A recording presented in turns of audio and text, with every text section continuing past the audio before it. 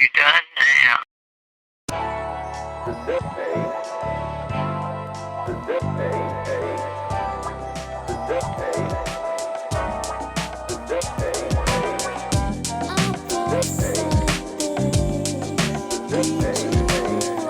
And she joins me right now. We're talking about season 2 of probably my favorite show on all of television. No exaggeration.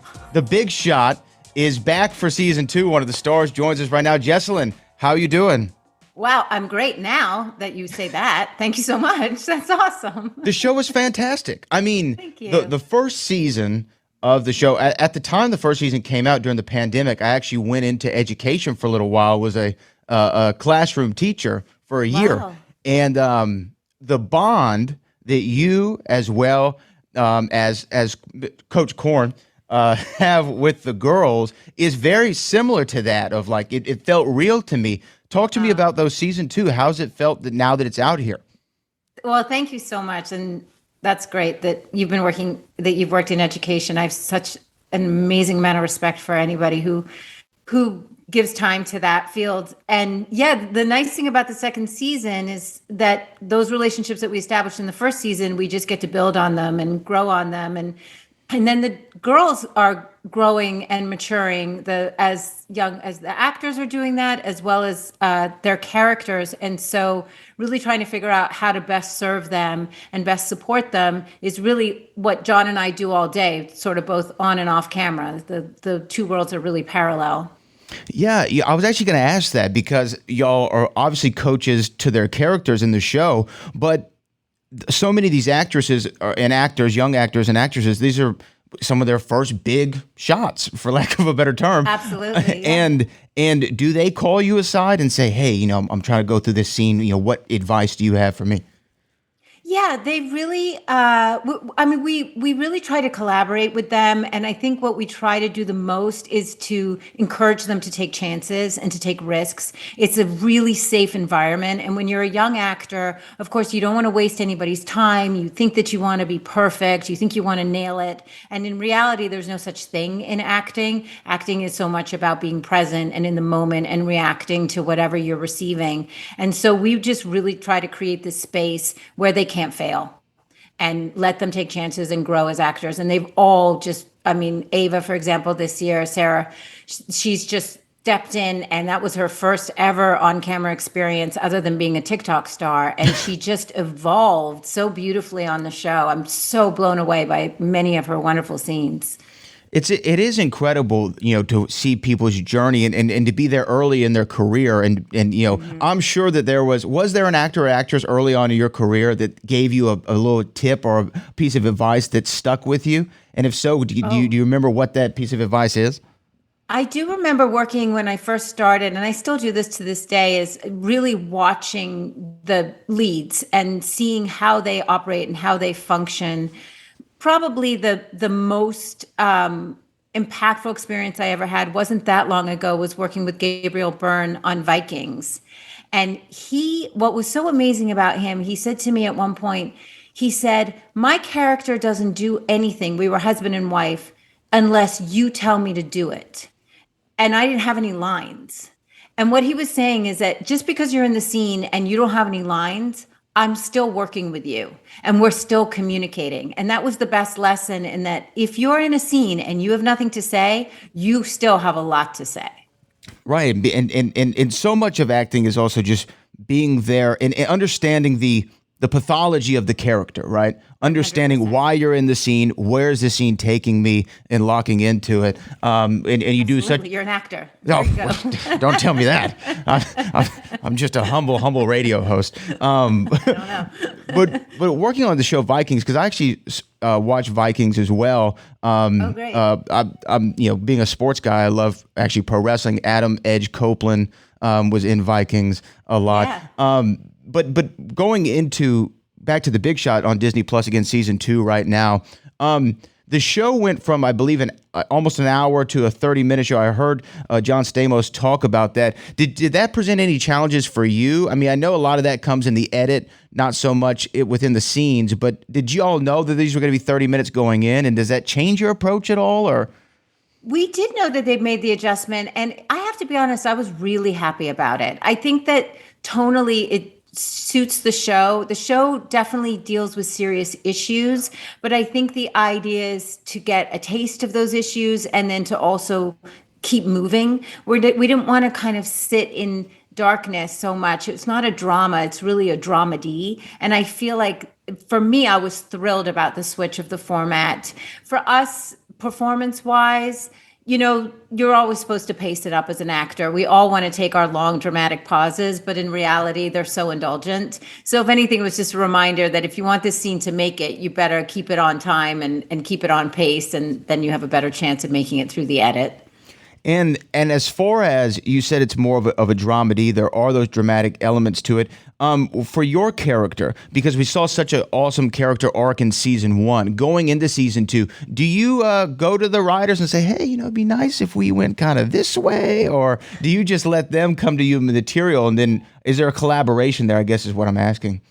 Acting, yes. First of all, our writers are wonderfully collaborative, and what happens over time when you work on a television show is you do know your character so intimately. And so our writers, we were really lucky with Dean Laurie and Chris Mars and the rest of the staff that they were receptive to our thoughts. But really, I do most of my communication with the writers on camera, really through how I approach the scene. I mean, for example, just the sort of relationship that evolves between John and myself. We never talked about that, but I'm not going to lie, I planted the seeds. I knew what I was doing. There are ways. There are ways that we make sure that we cover what we need. Cover what we need. Thank you. And get to where we're going. Now, growing up, did you have any relationship with sports? Because to me, some of the great sports movies of all time or television shows, there's an actual connection between the cast and the subject matter itself, when you can really connect and understand what it goes through. Did you have any sports background, growing up? Yes. Well, first of all, John has zero. John knows nothing about sports. I've seen him try to make a shot. It's amazing. Yeah. He doesn't know more about sports today than he did when we started the show 2 years ago. He knows nothing about sports. I actually love sports, and I played sports my entire life. As a kid, I was on any team I could get on. I wasn't actually particularly good at anything. If anything, I was a good long distance runner, but I absolutely love sports and I love exercise. I'm that person who kind of has to regulate themselves through exercise. So I still play tennis to this day. I just started, well, it didn't start, but I played pickleball a couple of times and I thought that was pretty cool. I haven't gotten on the pickleball wave yet, but I hear like it's a crazy workout as far as the cardio's nuts. Obsessed. People are obsessed with it. But you know what it is? What I found is it's actually really fun. It's really quick and it's fast and you can kind of have a good laugh. So if you want to play with people who are scared of it, tennis is such a high stress kind of, especially if you play doubles. I think pickleball, there's a way to make it a little bit lighter. It's almost like giant ping pong, which I'm sure will offend the pickleball community, but it kind of is. I see the headlines now. Jessalyn. Thank you. Insults pickleball. Yes. But, yeah, I love sports and I really am a huge advocate for kids playing sports. I think it has so much less to do with ability and whether or not you're particularly athletic and so much more to do with, being a part of a team, participation, what it does for your body, what it does for your mind, and a sense of play. I love sports. I love watching sports. I love playing sports. And I love this show because I think it really promotes that idea of what it can do for kids. Well, I mean, the biggest thing that I learned from sports, and I'm sure that you can relate to this in the world of acting too, whether that be on stage or screen, is it teaches you to know your role and play it, right? Yes, yes. We all have a role. We have a position that we have to do our job. And if we don't do our job effectively, everybody else around you suffers. That's what's so beautiful about it. I agree with you 100%. And I love watching sports. And I think for that very reason, and then you see somebody who's there at that moment really to sort of move a play forward and how that all becomes this sort of symbiotic experience. That's exactly what we do at work through every department. And I agree with you. It's a beautiful thing when it all comes together. Now, I'm always fascinated by how we get to the places that we are in life. Life is so much about decisions and how one opportunity opens itself to the other, but it all starts at a very young age with, whom we grow up with in the house. What did if you don't mind my asking, you're growing up, what did your folks do for a living? Oh, that's a great question. So my father was an electrical engineer, and my mother was a translator. I grew up in Montreal. Yeah. So I grew up in Montreal, and we speak English in the house, but it's French. We speak French in the city. And so my mother would translate museum texts and things like that from French to English. And then my dad was like a civil servant. Oh my goodness! So are you bilingual? Do you speak French? Yeah, I speak French. Yeah, I'm not going to quiz you right now because I have no idea what you're saying. There you go. I'm trying to learn. My wife is speaks Arabic. I'm trying to learn a second language. I think that would be a fun one to do. Wow, it's a tough one. It's a tough one. That's a tough one. But as far as the performance gene, I mean, I don't really see. Although I guess translating, if you see a translator, they do have a performative element to them with the pantomiming and things of that nature. But where does the theatrical, performative gene come from for you? Like, when did that moment? When was the spark that started all of it? Yeah, I knew that I wanted to be an actor as long as I can remember, and I remember when I was 8 years old, 10 years old, begging my parents and them, saying you could do whatever you want when you grow up, but, you got to get through school.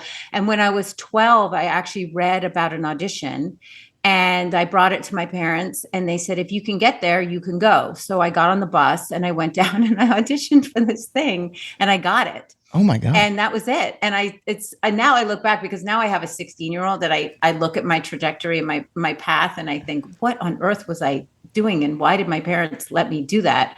But it was a different time. And so I started working at 12, mostly in voiceovers, and I never stopped. I mean, I've stopped. Trust me, I've had dry spells, but I mean, I never stopped voluntarily. And yeah, it was always, it's the only thing I could think of doing. I think it was something, I always thought that wherever I was born in time, I would have been an actor. That's fascinating. You talk about your daughter being 16, and I think that in the last several years, there's been I don't want to say lack, but there hasn't been strong national or maybe even international just leadership and role models.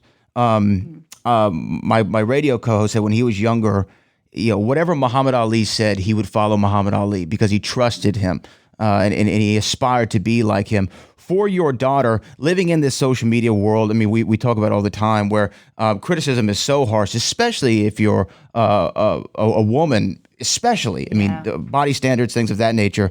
How do you help her throughout this journey? And have you learned anything also being on the cast with The Big Shot around a bunch of girls, one of them being a TikTok influencer, of how to better navigate that path? Gosh, it's such a great question. I agree with you. I think sometimes I feel like I'm really fighting against a massive body of water, and I feel like there are these forces that are working against my daughter's interests. And it's so painful to see it because it's all put in such a beautiful, shiny box. And it's not her fault that she's drawn to these things. The girls on the show have been really helpful to me because I think 16 is so different. They're all a little bit older than that. And it's such a unique moment in time. And so they've been really supportive of me and saying, oh, it's a tough chapter, but you do grow out of it and you do evolve into a place of more confidence. That's what it is. It's this blow of self-esteem, self-doubt that teenage girls starting, I think, around 14. So, I'm very, very lucky. She's a really communicative girl and she's really, open and excited about the future and so forth. And so I just try to stay in conversation with her and obviously spend time with her and put things in her life like sports, and she loves music, and put things in her life that kind of pull her into herself, to be honest. But it's interesting what you say about role models. There's so much noise these days and there's so much negativity. And I love that idea, as you say, like where are the positive voices? Where's the encouragement? There's a great quote that says, it's nice to be important, but it's more important to be nice. And I think that, if people can just remember that small thing in their daily activities, because, people on social media are absolutely nuts sometimes. And it just takes that one comment to ruin your entire day. You can have 1,000 great complimentary ones and just one negative. Only see that one. And I just think, again, like for somebody like me, I didn't grow up with it. I can kind of I compartmentalize it. But if it's really, I said to her the other day, this is actually being designed. People are thinking about ways to actually keep you looking at this. And so you have to really operate this mind control to separate yourself from this platform that's actually being very, very specifically shaped to keep you engaged in this negative space. It's so insidious. It's beyond. I have time here for one final question. Again, we're talking about The Big Shot Season 2 streaming right now on Disney Plus, the best show on television. I'll say it again. It's the best show on or streaming or wherever we are now. I'm so confused wherever it is. Disney Plus. We all watch it. Going back to John Stamos real quick, he seems so passionate about this show. Every interview I see of him, he speaks about the show with such great passion and enthusiasm and love and appreciation for what he's been able to do. What has his presence meant on set? Oh my gosh. John could write the book. So on a call sheet, the way it works at work. So when you're told what time to be at work, every character has a number. Every actor has a number. Mm-hmm. And John's number 1, obviously. So you call that your number 1. He could write the book on how to be number 1. He is tireless. He is passionate. His standards are so high. His care is so deep. His awareness of every single person at work and the kindness and the generosity. I always say of John Stamos, you can never tell him that you like anything he has because he'll give it to you. So you have to be really careful. He is the reason that this show sings. There's no doubt in my mind. And we're so incredibly lucky to have him. And I'm so lucky to get to spend that much time with him. He makes me a better actor. He makes me a better person. He really is who you hope he is. He's a phenomenal human being and the perfect number 1. The perfect number 1. And you know what? It's the number 1 show on television in my mind. Big Shot Season 2 on Disney Plus right now. Jessalyn, thank you so much. I hope we get Season 3. I hope we get Season 30. You know what I mean? I just want to keep watching this show for the rest of my life. And I'm sure you're lovely. Thank you so much. You echo the sentiment. Thank you so much for taking the time today. Thank you. Take care. You too. Bye-bye.